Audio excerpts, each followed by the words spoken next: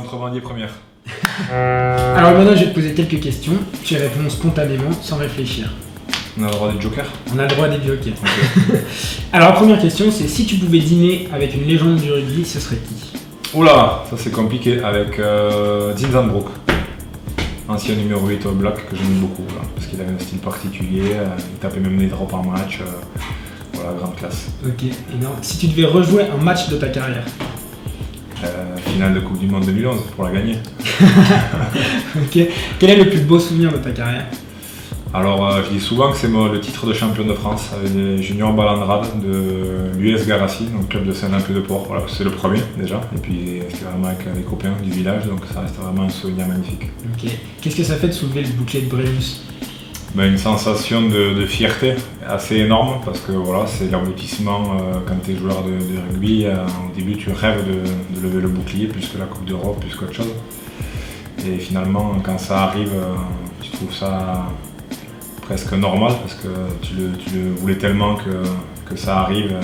Le jour où ça arrive, tu trouves ça normal et puis après, tu te rends compte que c'est pas du tout normal parce que ça arrive pas assez souvent. Donc, ouais, une fierté énorme. Quel est le moment le plus dur de ta carrière? C'est peut-être mon arrivée à Biarritz, voilà, parce que j'étais au sommet de mon rugby, j'étais à Pau, équipe de France, Coupe du Monde, 2 grands chelems, et je suis arrivé à Biarritz, donc le changement, j'ai eu du mal un peu à m'adapter à une nouvelle équipe.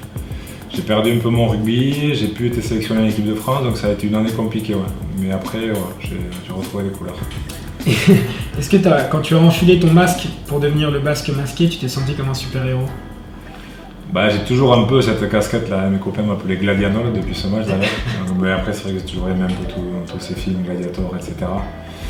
Et oui, après quand je mettais mon bandeau, c'est vrai que c'était peut-être quelqu'un d'autre qui rentrait sur le terrain. Maintenant que ta carrière est terminée, est-ce que tu fais encore du sport? Ah ouais, je suis obligé parce que sinon j'ai mal partout.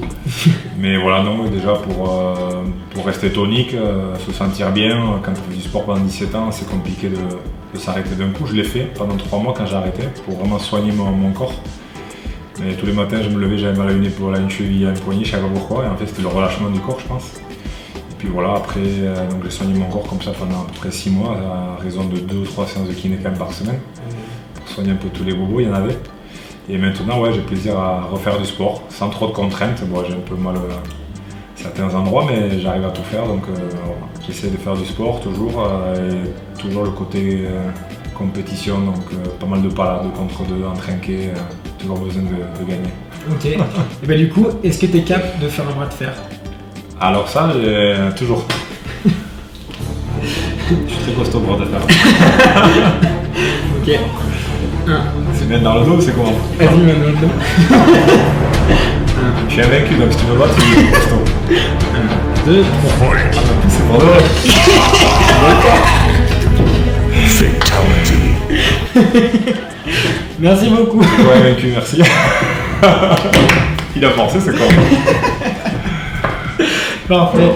Et Tu sais que pour la petite anecdote, c'est dangereux de faire des bras de fer. Et il y a Raphaël Poulain, qu'on salue en passant. Ah, mais oui, l'ancien du stade là qui était professionnel et à une soirée école de commerce comme ça pour rigoler, il a fait un bras de fer avec un mec, il s'est pété l'os du bras. Ah, mais je crois que j'avais vu ses conférences et il expliquait un peu ce. Voilà. Bon, il n'y a pas eu de casse dans cette vidéo.